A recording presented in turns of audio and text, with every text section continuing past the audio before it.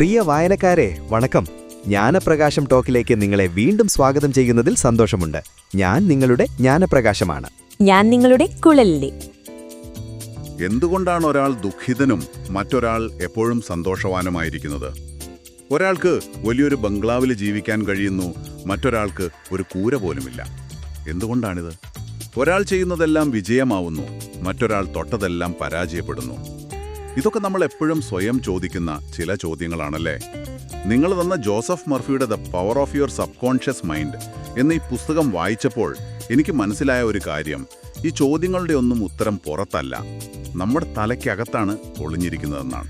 അപ്പോൾ നമ്മുടെ ഇന്നത്തെ ഈ ചർച്ചയുടെ ലക്ഷ്യം ഇതാണ്: നമ്മുടെ ഉള്ളിലുള്ള ഈ ഭയങ്കര ശക്തിയെ, ഈ ഉപബോധ മനസ്സിനെ ശരിക്കൊന്ന് മനസ്സിലാക്കുക.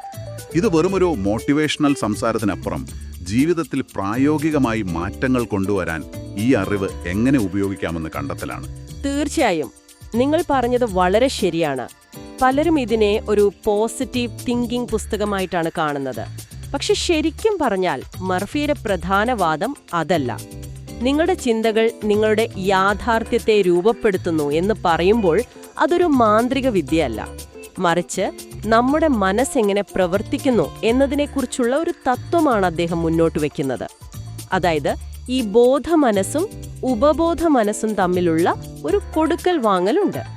അതൊന്നും മനസ്സിലാക്കിയാൽ ജീവിതത്തിന്റെ ഡ്രൈവിംഗ് സീറ്റിലേക്ക് നമുക്ക് കയറിയിരിക്കാമെന്നാണ് അദ്ദേഹം പറയുന്നത്.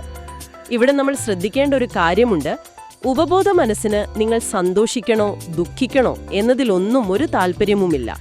അതൊരു മെഷീൻ പോലെയാണ്. നിങ്ങൾ കൊടുക്കുന്ന ഇൻപുട്ട് അനുസരിച്ച് ഔട്ട്പുട്ട് തരും, അത്രമാത്രം. അതുകൊണ്ടാണ് നമ്മുടെ ചിന്തകളുടെ ഉത്തരവാദിത്തം പൂർണ്ണമായും നമ്മുടേതാകുന്നത്. ആ മെഷീൻ എങ്ങനെ പ്രവർത്തിക്കുന്നു എന്നതിൽ നിന്ന് നമുക്ക് തുടങ്ങാം. പുസ്തകത്തിലെ ഏറ്റവും അടിസ്ഥാനപരമായ ആശയം നമുക്ക് രണ്ടു മനസ്സുകളുണ്ട് എന്നതാണ്: ബോധമനസ്സും പിന്നെ ഉപബോധ മനസ്സും. ഇതിനെ മനസ്സിലാക്കാൻ മർഫി ഉപയോഗിക്കുന്ന ഒരു ഉദാഹരണം എനിക്ക് വളരെ ഇഷ്ടപ്പെട്ടു. നമ്മുടെ മനസ്സിനെ ഒരു പൂന്തോട്ടമായി സങ്കല്പിക്കുക. നിങ്ങൾ, അതായത് നിങ്ങളുടെ ബോധമനസ്സ്, ആ തോട്ടത്തിലെ തോട്ടക്കാരനാണ്. അതെ, ദിവസം മുഴുവൻ നിങ്ങൾ ചിന്തിക്കുന്ന ഓരോ ചിന്തയും ഓരോ വിത്താണ്. നിങ്ങൾ ആ വിത്തുകൾ ഉപബോധ മനസ്സാകുന്ന മണ്ണിലേക്ക് ഇങ്ങനെ പാകിക്കൊണ്ടേയിരിക്കുന്നു.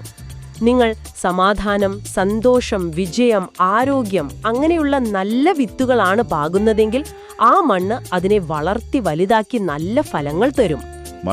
മറിച്ച് ചിന്തകൾ മുഴുവൻ ഭയം, സംശയം, ദാരിദ്ര്യം, അസൂയ എന്നിവയെക്കുറിച്ചാണെങ്കിൽ, അതെ, ആ വിത്തുകളും ഉപബോധ മനസ്സ് ഒരു മടിയും കൂടാതെ മുളപ്പിക്കും. കാരണം ആ മണ്ണിന് നല്ല വിത്തും ചീത്ത വിത്തും തമ്മിൽ തിരിച്ചറിയാനുള്ള കഴിവില്ല. അതിനൊരൊറ്റ ജോലിയേ ഉള്ളൂ: കിട്ടുന്നതിനെ വളർത്തുക. അപ്പോൾ ഒരു മിനിറ്റ്, നിങ്ങൾ പറയുന്നത് എൻ്റെ ഉപബോധ മനസ്സ് ഒരു വിവേചന ബുദ്ധിയുമില്ലാത്ത ഒരു ജോലിക്കാരനെ പോലെയാണെന്നാണ്.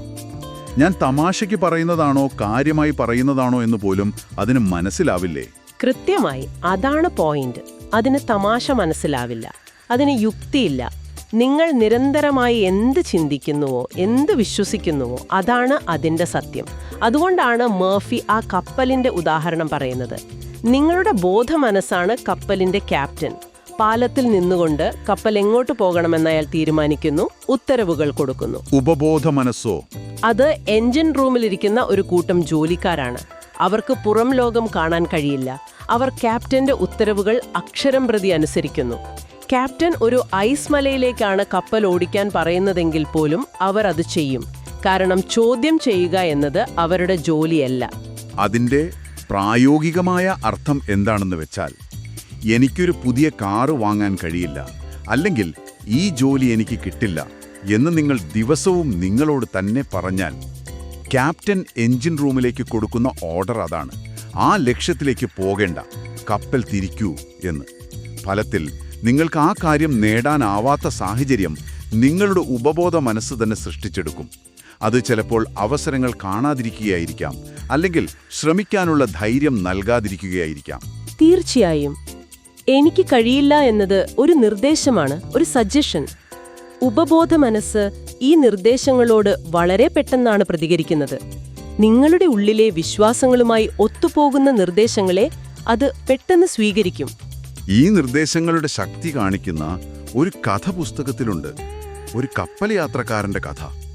അയാൾക്ക് കടൽ യാത്ര ഭയമാണ്.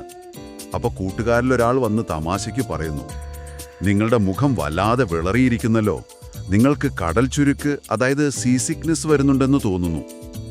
ഇത് കേൾക്കുന്നതോടെ അയാളുടെ ഉള്ളിലെ ഭയവും ഈ പുറത്തുനിന്നുള്ള നിർദ്ദേശവും ഒന്നിക്കുന്നു. ഫലമോ അയാൾക്ക് ശരിക്കും അസുഖം വരുന്നു. എന്നാൽ ഇതേ വാചകം കപ്പലിലെ ഒരു പഴയ നാവികനോട് പറഞ്ഞാൽ അയാൾ ചിരിച്ചു തള്ളും. എന്തുകൊണ്ട്? കാരണം കടൽ ചുരുക്ക് എന്നെ ബാധിക്കില്ല എന്ന ശക്തമായ ഒരു പ്രതിരോധ വിശ്വാസം, ഒരു കൗണ്ടർ ബിലീഫ് അയാളുടെ ഉപബോധ മനസ്സിലുണ്ട്. അപ്പോ പുറത്തു നിന്നുള്ള ഒരു നെഗറ്റീവ് നിർദ്ദേശത്തിന് ശക്തി ലഭിക്കുന്നത് നിങ്ങളുടെ ബോധമനസ് അതിനെ അംഗീകരിച്ച് ഉള്ളിലേക്ക് കടത്തിവിടുമ്പോൾ മാത്രമാണ്. നിങ്ങൾ ഒരു നിർദ്ദേശം ബോധപൂർവം തള്ളിക്കളഞ്ഞാൽ അതിന് നിങ്ങളുടെ മേൽ ഒരു ശക്തിയുമില്ല. നമ്മൾ ആരുടെ വാക്കുകളാണ് കേൾക്കേണ്ടതെന്നും വിശ്വസിക്കേണ്ടതെന്നും തീരുമാനിക്കേണ്ടതും നമ്മളാണ്. പക്ഷേ ഈ പുസ്തകത്തിലെ ചില കാര്യങ്ങൾ വിശ്വസിക്കാൻ കുറച്ച് പ്രയാസമുണ്ട്. പ്രത്യേകിച്ച് മകളുടെ അസുഖം മാറാൻ സ്വന്തം കൈ കൊടുക്കാൻ തയ്യാറാണെന്ന് പറഞ്ഞ ഒരച്ഛൻ്റെ കഥ. 2 വർഷത്തോളം അദ്ദേഹം മകളുടെ അസുഖം മാറാൻ എൻ്റെ വലതുകൈ ഞാൻ നൽകുമായിരുന്നു എന്ന് ആവർത്തിച്ചു പറഞ്ഞുകൊണ്ടിരുന്നു. ഒരു ദിവസം കാർ അപകടത്തിൽ അദ്ദേഹത്തിൻ്റെ വലതുകൈ നഷ്ടപ്പെട്ടു. അതോടെ മകളുടെ അസുഖം അത്ഭുതകരമായി മാറി. ഇത് കേൾക്കുമ്പോൾ അല്പം കടന്നുപോയെന്ന് തോന്നുന്നില്ലേ? ഇത്തരം സംഭവങ്ങളെല്ലാം ഉപബോധ മനസ്സിൻ്റെ കളികളായി കാണുന്നതിന് പകരം ഒരു യാദൃച്ഛികത, ഒരു കോയിൻസിഡൻസായി കണ്ടുകൂടെ? ഈ പുസ്തകത്തിൻ്റെ ഒരു പരിമിതി അതാണോ? അതൊരു വളരെ നല്ല ചോദ്യമാണ്. സത്യസന്ധമായി പറഞ്ഞാൽ മർഫിയുടെ പുസ്തകത്തിലെ ഇത്തരം ഉദാഹരണങ്ങളാണ് പലപ്പോഴും വിമർശിക്കപ്പെടാറുള്ളത്. ഒരു സന്ദേഹവാദിക്ക്, ഒരു സ്കെപ്റ്റിക്കിന് ഇതിനെ യാദൃച്ഛികത എന്ന് പറഞ്ഞ് എളുപ്പത്തിൽ തള്ളിക്കളയാം. എന്നാൽ പുസ്തകം മുന്നോട്ട് വയ്ക്കുന്ന വാദം, ആ അച്ഛന്റെ തീവ്രമായ ആഗ്രഹം, ആവർത്തിച്ചുള്ള പ്രസ്താവന ഒരു നിർദ്ദേശമായി ഉപബോധ മനസ്സിൽ ആഴത്തിൽ പതിഞ്ഞു എന്നതാണ്. ഉപബോധ മനസ്സ് ആ നിർദ്ദേശത്തെ അക്ഷരാർത്ഥത്തിലെടുത്ത് അത് നടപ്പിലാക്കാൻ ഒരു വഴി കണ്ടെത്തി. ഇത് നമ്മൾ ഉപയോഗിക്കുന്ന വാക്കുകളുടെയും ചിന്തകളുടെയും ഒരു ഭീകരമായ ശക്തിയാണ് കാണിക്കുന്നത്. ഇതിനെ നമ്മൾ എങ്ങനെ കാണുന്നു എന്നത് വ്യക്തിപരമാണ്. പക്ഷെ ഇതിലെ പ്രധാന പാഠം യാദൃച്ഛികതയാണെങ്കിലും അല്ലെങ്കിലും നമ്മുടെ തീവ്രമായ വികാരപരമായ ചിന്തകൾക്ക് ഭൗതികമായ ഫലങ്ങൾ ഉണ്ടാക്കാൻ കഴിയുമെന്നതാണ്. അതാണ് നമ്മൾ ശ്രദ്ധിക്കേണ്ട ആശയം. അങ്ങനെയാണെങ്കിൽ അടുത്ത സ്വാഭാവികമായ ചോദ്യം ഇതാണ്: ഈ ശക്തിയെ നമുക്ക് എങ്ങനെ പ്രായോഗികമായി പോസിറ്റീവായി ഉപയോഗിക്കാം? വെറുതെ പോസിറ്റീവായി ചിന്തിച്ചാൽ മതിയോ? പുസ്തകം ചില ലളിതമായ ആർക്കും ചെയ്യാവുന്ന ടെക്നിക്കുകൾ മുന്നോട്ട് വയ്ക്കുന്നുണ്ട്. അതിലൊന്നാണ് വിഷ്വലൈസേഷൻ, അല്ലെങ്കിൽ മെന്റൽ മൂവി മെത്തേഡ്. അതെ, അതായത് നിങ്ങൾ ആഗ്രഹിക്കുന്ന കാര്യം ഇതിനകം സംഭവിച്ചതായി, അതിന്റെ അവസാന ഫലം അനുഭവിച്ചറിയുന്നതായി മനസ്സിൽ കാണുക. വെറുതെ കാണുകയല്ല, അത് അനുഭവിച്ചറിയണം. ഉദാഹരണത്തിന്, നിങ്ങൾക്കൊരു പുതിയ വീട് വേണമെങ്കിൽ നിങ്ങൾ ആ പുതിയ വീട്ടിൽ താമസിക്കുന്നതായി സങ്കല്പിക്കുക. അതിന്റെ ഗന്ധം, അവിടുത്തെ സ്പർശം, അവിടെ കേൾക്കുന്ന സന്തോഷത്തിന്റെ ശബ്ദങ്ങൾ എല്ലാം അനുഭവിക്കുക. ആഗ്രഹം സഫലമാവുമ്പോൾ നിങ്ങൾക്ക് എന്ത് സന്തോഷമാണോ ഉണ്ടാകാൻ പോകുന്നത്, ആ സന്തോഷം ഇപ്പോഴേ അനുഭവിക്കുക. കാരണം നിങ്ങൾ നൽകുന്ന ഈ അനുഭവത്തെ അതൊരു യാഥാർത്ഥ്യമായി സ്വീകരിക്കും. എന്നിട്ട് അതിലേക്ക് നിങ്ങളെ എത്തിക്കാനുള്ള വഴികൾ തുറന്നുതരും. പ്രശസ്ത ഓപ്പറ ഗായകൻ കറൂസോയുടെ കഥ ഇതിന് നല്ലൊരു ഉദാഹരണമാണ്. അദ്ദേഹത്തിനൊരു പ്രധാന പരിപാടിക്ക് തൊട്ടുമുമ്പ് കടുത്ത സ്റ്റേജ് പേടി വന്നു. തൊണ്ടയിലെ മസിലുകൾ വലിഞ്ഞു മുറുകി പാടാൻ പറ്റുന്നില്ല. അപ്പോൾ അദ്ദേഹം കണ്ണടച്ച് സ്റ്റേജിൽ നിന്ന് തന്നിലെ ചെറിയ ഞാൻ, അതായത് ഭയന്നു വിറച്ച ബോധമനസ്സ് മാറി നിൽക്കാനും വലിയ ഞാൻ, അതായത് അപാരമായ കഴിവുകളുള്ള ഉപബോധ മനസ്സ് പാടാനും പോവുകയാണെന്ന് സങ്കല്പിച്ചു. വലിയ ഞാൻ ഇപ്പോൾ പാടും എന്ന് അദ്ദേഹം മനസ്സിൽ ഉറപ്പിച്ചു. അതോടെ അദ്ദേഹത്തിന്റെ ഭയം മാറി ഗംഭീരമായി പാടാൻ കഴിഞ്ഞു. മറ്റൊരു ടെക്നിക്കാണ് ബൗഡോയിങ് ടെക്നിക്. ഉറക്കത്തിലേക്ക് വഴുതി വീഴുന്ന മയക്കത്തിന്റെ അവസ്ഥയില്ലേ, അത് ഉപബോധ മനസ്സിന്റെ വാതിലുകൾ തുറന്നിരിക്കുന്ന സമയമാണ്. ആ സമയത്ത് ബോധമനസ്സിന്റെ കാവൽക്കാരൻ ഉറങ്ങാൻ തുടങ്ങിയിട്ടുണ്ടാകും. അപ്പോൾ നിങ്ങളുടെ ആഗ്രഹത്തെ ഒരു ചെറിയ ലളിതമായ വാക്യത്തിലേക്ക് ചുരുക്കി ഒരു താരാട്ടുപോലെ മനസ്സിൽ ആവർത്തിക്കുക. പുസ്തകത്തിലെ ഉദാഹരണത്തിൽ ഒരു നീണ്ട നിയമപ്രശ്നത്തിൽപ്പെട്ട സ്ത്രീ ഉറങ്ങാൻ പോകുന്നതിന് മുൻപ് എല്ലാം ദൈവീകമായ ക്രമത്തിൽ ഭംഗിയായി അവസാനിച്ചുവെന്ന് സമാധാനത്തോട് ആവർത്തിച്ചുകൊണ്ടിരുന്നു. ആ വാചകം നൽകുന്ന ആശ്വാസത്തിൽ അവർ ഉറങ്ങിപ്പോയി. താമസിയാതെ അപ്രതീക്ഷിതമായി ആ കേസ് ഒത്തുതീർപ്പായി. പക്ഷേ ഇവിടെ എനിക്കൊരു സംശയമുണ്ട്. ഈ ടെക്നിക്കുകളിൽ പലതിലും ഇല്ലാത്തൊരു കാര്യത്തിന് നന്ദി പറയാനോ അത് കിട്ടിയതായി സങ്കൽപ്പിക്കാനോ ആണ് പറയുന്നത്. ഉദാഹരണത്തിന് പുസ്തകത്തിലെ നന്ദി പറയുന്ന രീതി, താങ്ക് യു ടെക്നിക്. സാമ്പത്തികമായി ബുദ്ധിമുട്ടുന്ന ഒരാൾ എങ്ങനെയാണ് എൻ്റെ സമ്പത്തിന് നന്ദി എന്ന് ആത്മാർത്ഥമായി പറയുക? കയ്യിൽ കാശില്ലാത്തപ്പോൾ അങ്ങനെ പറയുമ്പോൾ മനസ്സ് തന്നെ പറയില്ലേ ഇത് വെറും നുണയാണ് എന്ന്? ആ ഒരു തടസ്സത്തെ എങ്ങനെ മറികടക്കാം? വളരെ പ്രസക്തമായ ചോദ്യമാണ്. ഇതാണ് പലർക്കും പറ്റുന്ന ഒരബദ്ധം. മിസ്റ്റർ ബ്രോക്ക് എന്നയാളുടെ കഥയിൽ അദ്ദേഹം തുടക്കത്തിൽ ഈ പ്രശ്നം നേരിട്ടിരുന്നു. എന്റെ സമ്പത്തിന് നന്ദി എന്നു പറയുമ്പോഴുള്ളിൽ ഒരു സംഘർഷം. അപ്പോൾ അദ്ദേഹം ചെയ്തത് കയ്യിലുള്ള ചെറിയ കാര്യങ്ങൾക്ക് നന്ദി പറഞ്ഞു തുടങ്ങുക എന്നതാണ്. നല്ല ഭക്ഷണത്തിന്, നല്ല ആരോഗ്യത്തിന്, സ്നേഹമുള്ള കുടുംബത്തിന്, അങ്ങനെ നന്ദിയുടെ ഒരു ഫീലിംഗ് മനസ്സിൽ നിറയ്ക്കുകയാണ് ആദ്യം വേണ്ടത്. അതിനുശേഷം കിട്ടാൻ പോകുന്ന സമ്പത്തിന് മുൻകൂറായി നന്ദി പറയുമ്പോൾ അതൊരു യാന്ത്രികമായ പറച്ചിലാവില്ല. അതൊരു പ്രതീക്ഷയുടെയും വിശ്വാസത്തിന്റെയും പ്രഖ്യാപനമാകും. നിങ്ങൾ ശ്രദ്ധിക്കേണ്ടത് വാക്കുകളെയല്ല, ആ വാക്കുകൾ ഉണ്ടാക്കുന്ന വികാരത്തെയാണ്. ഉപബോധ മനസ്സിന്റെ ഭാഷ വികാരമാണ്. കൊള്ളാം. പക്ഷെ നമുക്ക് സത്യസന്ധമായി സംസാരിക്കാം. ഈ പുസ്തകം വായിക്കുന്ന ഒരുപാട് പേർക്ക് അറിയേണ്ട ഒരു കാര്യമുണ്ട്. ഇതൊക്കെ ഉപയോഗിച്ച് പണമുണ്ടാക്കാൻ പറ്റുമോ? സമ്പത്തിനെക്കുറിച്ച് മർഫി എന്താണ് പറയുന്നത്? കഠിനാധ്വാനം ചെയ്താൽ മാത്രം മതിയോ? പോരാ എന്നാണ് മർഫി പറയുന്നത്. കഠിനാധ്വാനം ചെയ്യുന്ന ഒരുപാട് ദരിദ്രരുണ്ട്. അതേസമയം വലിയ അധ്വാനമില്ലാതെ സമ്പന്നരായി ജീവിക്കുന്നവരുമുണ്ട്. വ്യത്യാസം അവരുടെ ഉപബോധ മനസ്സിലെ പ്രോഗ്രാമിങ്ങിലാണ്. സമ്പത്തെന്നത് ഉപബോധ മനസ്സിലെ ഒരു ബോധ്യമാണ്, ഒരു കൺവിക്ഷൻ ആണ് എന്നാണ് പുസ്തകം പറയുന്നത്. എന്നാൽ ഇവിടെയും നേരത്തെ നിങ്ങൾ ചോദിച്ച അതേ പ്രശ്നമുണ്ട്. ഞാൻ കോടീശ്വരനാണ് എന്ന് വെറുതെ പറഞ്ഞാൽ നിങ്ങളുടെ ബോധമനസ്സ് പറയും, അല്ല, നിന്റെ ബാങ്ക് അക്കൗണ്ട് കാലിയാണ്, നീ കടക്കാരനാണ് എന്ന്. ഈ സംഘർഷം ആ നിർദ്ദേശത്തെ ഇല്ലാതാക്കും. അപ്പോൾ അതിനെന്താണ് പരിഹാരം? അതിനൊരു പരിഹാരമായി പുസ്തകം നിർദ്ദേശിക്കുന്നത് നേരിട്ടുള്ള സംഘർഷം ഒഴിവാക്കുന്ന വാക്കുകൾ ഉപയോഗിക്കാനാണ്.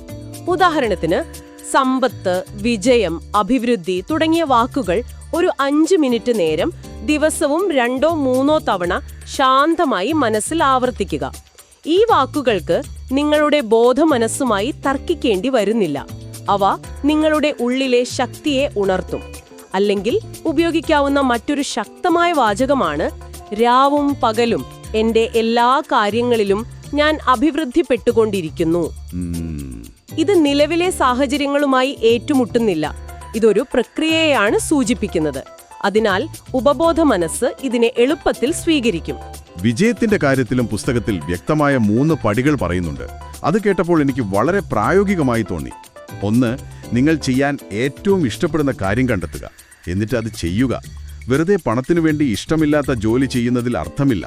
അതെ, കാരണം നിങ്ങൾ ഇഷ്ടപ്പെടുന്ന കാര്യം ചെയ്യുമ്പോൾ അതൊരു ജോലിയായി തോന്നില്ല. നിങ്ങൾക്കതിൽ കൂടുതൽ ആഴത്തിൽ ഇറങ്ങിച്ചെല്ലാൻ തോന്നും. അതാണ് 2ാമത്തെ പടി. നിങ്ങൾ തിരഞ്ഞെടുത്ത ആ മേഖലയിൽ ഒരു സ്പെഷ്യലിസ്റ്റ് ആവുക. അതിനെക്കുറിച്ച് മറ്റാരേക്കാളും കൂടുതൽ അറിവ് നേടാൻ ശ്രമിക്കുക. അതിൽ ഏറ്റവും മികച്ച ആളാകാൻ ശ്രമിക്കുക. 3ാമത്തെ പടിയാണ് ഏറ്റവും പ്രധാനം, അല്ലേ? അതെ, നിങ്ങളുടെ പ്രവർത്തനം കേവലം സ്വാർത്ഥപരമാകരുത്. നിങ്ങളുടെ ലക്ഷ്യം നിങ്ങളെ മാത്രം വലുതാക്കാനായിരിക്കരുത്. നിങ്ങളുടെ കഴിവും പ്രവർത്തനവും മറ്റുള്ളവർക്ക്, സമൂഹത്തിന് എങ്ങനെ പ്രയോജനകരമാക്കാമെന്ന് ചിന്തിക്കുക. അതായത് നിങ്ങളുടെ ആഗ്രഹം മറ്റുള്ളവരുടെ വിജയവുമായി കൂടി ബന്ധപ്പെടുമ്പോൾ നിങ്ങൾക്ക് സങ്കല്പിക്കാനാവാത്തത്ര പിന്തുണ ലഭിക്കുമെന്നാണോ? ഒഴുക്കിനൊപ്പം നീന്തുകയാണ്, അതിനെതിരെയല്ല. നിങ്ങളുടെ കഴിവുകൾ മനുഷ്യരാശിയുടെ നന്മയ്ക്കായി ഉപയോഗിക്കുമ്പോൾ ഉപബോധ മനസ്സിന്റെ അനന്തമായ ശക്തി നിങ്ങൾക്ക് പിന്തുണയുമായി എത്തും. കാരണം അപ്പോൾ നിങ്ങളുടെ വ്യക്തിപരമായ ആഗ്രഹം ഒരു വലിയ ലക്ഷ്യത്തിന്റെ ഭാഗമായി മാറുന്നു. അപ്പോ ഇന്നത്തെ നമ്മുടെ ഈ ചർച്ചയിൽ നിന്ന് ഒരു കാര്യം വളരെ വ്യക്തമാണ്. നമ്മുടെ ജീവിതമാകുന്ന കപ്പലിന്റെ ക്യാപ്റ്റൻ നമ്മൾ തന്നെയാണ്. നമ്മുടെ ബോധപൂർവമായ ചിന്തകൾ, വിശ്വാസങ്ങൾ, ഭാവനകൾ, ഇതൊക്കെയാണ് ഉപബോധ മനസ്സാകുന്ന എഞ്ചിൻ റൂമിലേക്കുള്ള നിർദ്ദേശങ്ങൾ. നമ്മൾ എന്ത് നിർദ്ദേശങ്ങൾ നൽകുന്നുവോ അങ്ങോട്ടാ കപ്പൽ പോകും. അത് ഐസ് മലയിലേക്കാണോ അതോ സുരക്ഷിതമായ തുറമുഖത്തേക്കാണോ എന്ന് തീരുമാനിക്കേണ്ടത് നമ്മളാണ്. അതെ, സമ്പത്തും വിജയവും ആരോഗ്യവും പോലുള്ള കാര്യങ്ങൾ നേടാൻ ഈ ശക്തി എങ്ങനെ ഉപയോഗിക്കാമെന്ന് നമ്മൾ വിശദമായി ചർച്ച ചെയ്തു. എന്നാൽ നിങ്ങൾക്കായി ഒരു ചിന്ത തന്നുകൊണ്ട് അവസാനിപ്പിക്കാം. ഈ പുസ്തകത്തിലുടനീളം മർഫി പറയുന്ന ആ പൂന്തോട്ടത്തിന്റെ ഉദാഹരണത്തിലേക്ക് നമുക്കൊന്നുകൂടി വരാം. നമ്മൾ നല്ല വിത്തുകൾ, അതായത് പോസിറ്റീവ് ചിന്തകൾ നടുന്നതിനെക്കുറിച്ച് ഒരുപാട് സംസാരിച്ചു. പക്ഷേ ഒരു പൂന്തോട്ടം മനോഹരമാകാൻ നല്ല ചെടികൾ നട്ടാൽ മാത്രം മതിയോ? പോരാ, അതിലെ കളകൾ പിഴുതു മാറ്റണം. അല്ലെങ്കിൽ ആ കളകൾ നല്ല ചെടിയുടെ വളർച്ച മുരടിപ്പിക്കും, അതിന്റെ വെള്ളവും വളവും വലിച്ചെടുക്കും. കൃത്യമായി. നമ്മുടെ ഉപബോധ മനസ്സാകുന്ന പൂന്തോട്ടത്തിലെ കളകളാണ് ദേഷ്യം, പക, വെറുപ്പ്, ഭയം, കുറ്റബോധം തുടങ്ങിയ നെഗറ്റീവ് വികാരങ്ങൾ. നിങ്ങൾ ജീവിതത്തിൽ വിജയിക്കാൻ വേണ്ടി വിഷ്വലൈസേഷനും നന്ദി പറയലും എല്ലാം ചെയ്യുന്നുണ്ടാകാം.